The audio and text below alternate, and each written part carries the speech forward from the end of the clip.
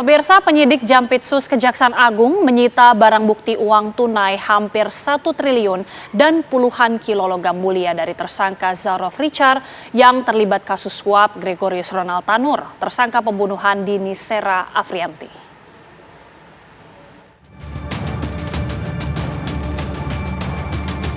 Penyidik Jampitsus Kejaksaan Agung menyita uang hampir 1 triliun milik mantan pejabat Mahkamah Agung Zarof Richard yang menjadi tersangka dalam kasus dugaan pemufakatan jahat suap dalam kasasi terdakwa Ronald Tanur. Direktur Penyidikan Jampitsus Kejagung, Abdul Kohar dalam keterangan persnya di Jakarta menyebutkan bahwa pihaknya menggeledah 2 lokasi, yakni rumah Zarof Richard di kawasan Senayan, Jakarta, dan kamar hotel Le Méridien tempat Zarof Richard menginap ketika ditangkap di Bali.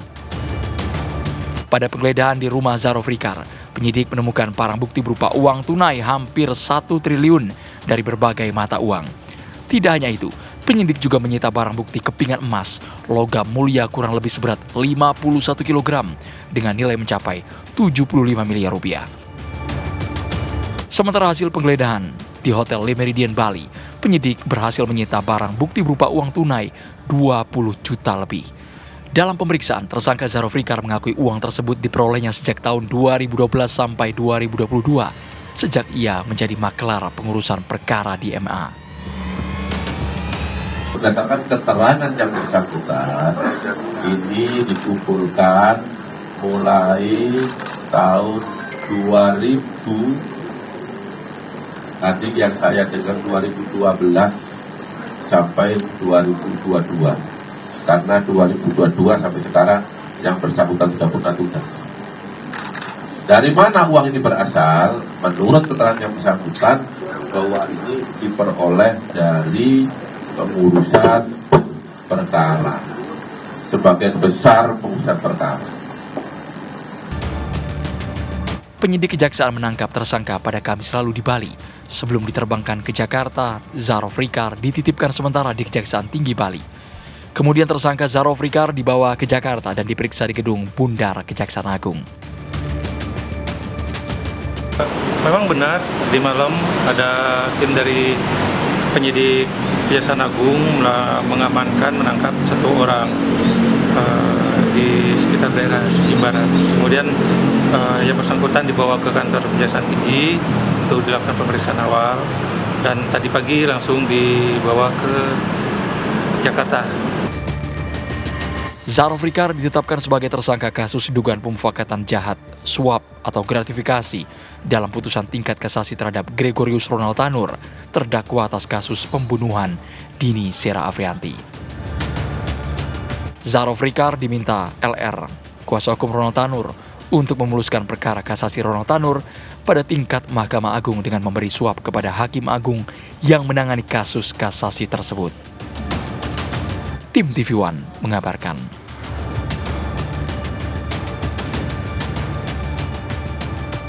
Dan berikut kami sajikan untuk Anda pemirsa, sepak terjang Zarof Richard, tersangka suap kasus Ronald Tanur yang ternyata tahun ini memproduksi film Sang Pengadil.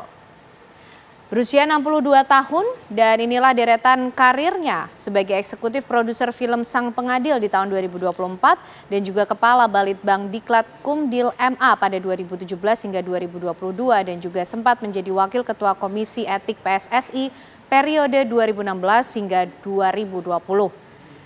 Dan juga pernah menjabat sebagai sekretaris Ditjen Peradilan Umum MA pada tahun 2016, serta Direktur Pranata dan Tata Laksana Pidana Ditjen Peradilan Umum MA pada tahun 2007 dan mencatatkan harta kekayaan sebesar 51,4 miliar rupiah.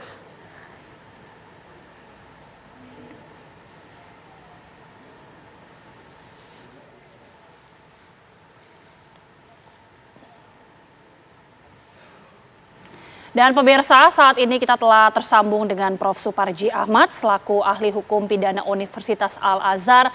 Selamat malam, Prof. Suparji. Halo, Mbak. Ya, Prof. Suparji, kita boleh minta analisa dan juga tanggapan Prof. soal Kejaksaan Agung yang menggeledah dan juga menyita uang dan emas. Ini ada total 1 triliun, Prof. di rumah mantan pejabat MA Zarof Richard. Pertama, apresiasi yang luar biasa ya kepada jajaran Jampitsus Kejaksaan Agung yang telah menemukan ya satu kejahatan yang luar biasa ya yang dilakukan oleh Yang Mulia ya, yang mestinya ini adalah satu fenomena yang harus ditindaklanjuti secara tuntas ya. Apakah kemudian bekerja sendirian atau ada pihak yang lain ya. Jadi setelah tertangkapnya tersangka tadi itu, harapannya bahwa ini dituntaskan ya. Jangan sampai hanya berhenti kepada satu orang, sekiranya ada pihak-pihak lain yang kemudian terlibat. Nah, pada sisi yang lain, ini menjadi perhatian bagi pihak-pihak yang berwenang gitu, untuk kemudian membuka satu realitas bahwa ada satu fenomena yang sungguh-sungguh fantastis, sungguh-sungguh menakjubkan dalam sudut pandang yang negatif gitu. Bagaimana bisa dibayangkan ya, adanya seorang wakil Tuhan di dunia, orang yang memberikan keadilan di dunia, kemudian menunjukkan satu proses pengumpulan kekayaan yang begitu besar dengan cara-cara yang saya kira bertentangan dengan hukum. Jadi ini harus menjadi perhatian yang sungguh-sungguh, perhatian yang serius gitu ya, agar ke depan tidak ada lagi kenyataan seperti ini. Ini kan sungguh menyedihkan di tengah pada hakim yang beberapa minggu yang lalu menuntut ya kenaikan tunjangan gaji, tunjangan kesejahteraan gitu ya, karena memang kenyataannya sudah 12 tahun belum naik gajinya. Pada sisi yang lain kita menemukan kenyataan seperti ini. Ini kan sungguh-sungguh suatu hal yang kontradiktif. Ada apa sebetulnya dalam proses penegakan hukum kita itu? Dan yang penting lagi adalah bagaimana ini diselesaikan dengan transparan, dengan akuntabel gitu ya. Dan fenomena ini terjadi seperti apa? Apakah karena memang kepentingan dari para pencari keadilan, atau kemudian kehendak dari pemberi keadilan, atau kemudian terjadi kolaborasi secara negatif untuk itu?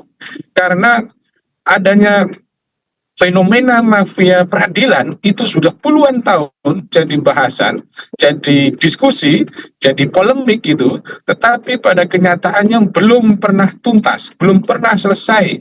Upaya kemudian meningkatkan kesejahteraan, meningkatkan pendapatan, meningkatkan gaji, meningkatkan pengawasan, ternyata masih ada celah-celah seperti itu.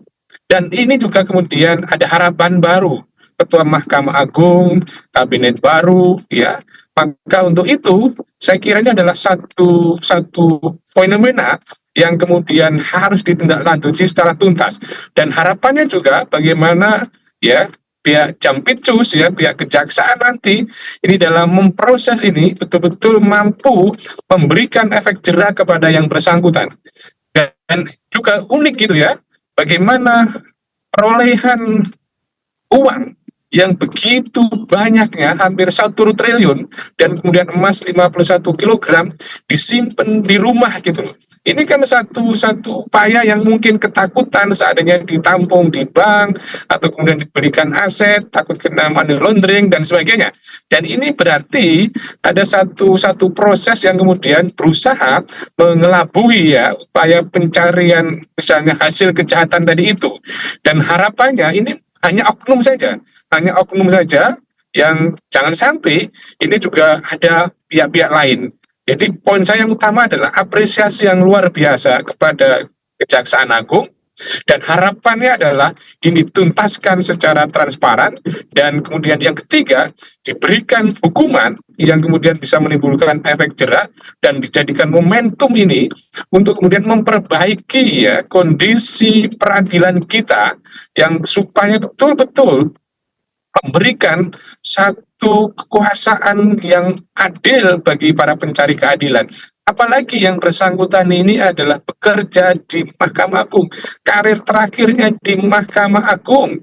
Maka untuk itu ini harapannya sekali lagi betul-betul ditingkatkan pengawasannya. Ini sudah 12-an tahun, mungkin lebih kan, atau mungkin sudah bertahun-tahun praktik itu dilakukan. Kenapa tidak bisa terdeteksi secara dini gitu ya? Kenapa ini sampai sekian tahun gitu baru diketahui gitu loh? Nah, karena mestinya kan ada satu proses profiling, ada proses pengawasan, ada proses deteksi dini gitu ya, supaya kemudian bisa diketahui, dicegah, supaya tidak kemana-mana. Bayangkan sekarang ini kan juga membuka bagaimana uang-uang ini berarti dulu hasil dari pemberian ketidakadilan kepada orang lain. Artinya apa? Dalam rangka memuluskan satu perkara, memenangkan perkara tertentu dengan dengan sejumlah uang yang diberi. Berarti ada hal-hal yang kemudian menyebabkan adanya ketidakadilan gitu loh. Maksud Baik. saya adalah berarti dulu para pencari keadilan itu mendapatkan keadilan harus dengan cara Prof. Suparji. memberikan jumlah uang Betul, yang Prof. akhirnya Suparji. menyebabkan ketidakadilan bagi yang lain. Ya, karena betul seperti Iya. tadi yang juga Prof. Suparji sudah sedikit sampaikan, tidak hanya 1 tahun tapi bahkan sudah selama 10 tahun terungkap temuan uang ini, akumulasi dari penanganan perkara selama 10 tahun ini, Prof. Bagaimana juga Prof. Suparji melihatnya? Ya, ini akhirnya bisa menjadi semacam bukti baru ya bagi para pencari keadilan pada waktu itu yang dikalahkan gitu. Karena apa? Karena kenyataannya proses memutuskannya ini tidak berdasarkan fakta, tidak berdasarkan alat bukti, tidak berdasarkan barang bukti, tetapi pihak yang menang karena mengeluarkan sejumlah uang. Ini kan mencederai rasa keadilan. Perlu diaudit itu perkara-perkara yang terkait dengan pemberian uang tadi itu.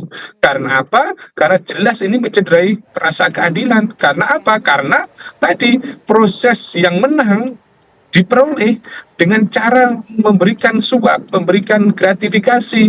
Untuk itu, bahwa ini tidak berhenti ya, tidak berhenti penangkapan kepada yang bersangkutan, tetapi perlu ditindaklanjuti bagi orang-orang yang waktu itu berperkara dan akhirnya kalah, dan kemudian yang menang akhirnya harus membayar sejumlah uang. Ini tidak, sekali lagi, tidak sekedar berhenti pada penangkapan Zarof Rikar, tetapi adalah bagaimana kasus-kasus yang ditangani terlebih dahulu. Jadi dulu mungkin memenangkan pihak tertentu, membayar sekian miliar, sekian juta dan sebagainya.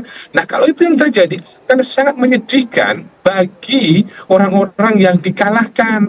Dan ini akhirnya kan menunjukkan bagaimana kemudian satu asumsi bahwa ternyata hukum tidak berada dalam ruang hampa, bahwa ternyata hukum tidak independen, bahwa hukum tidak merdeka. Baik, Prof. Tetapi ada pengaruh-pengaruh ekonomi, pengaruh-pengaruh uang.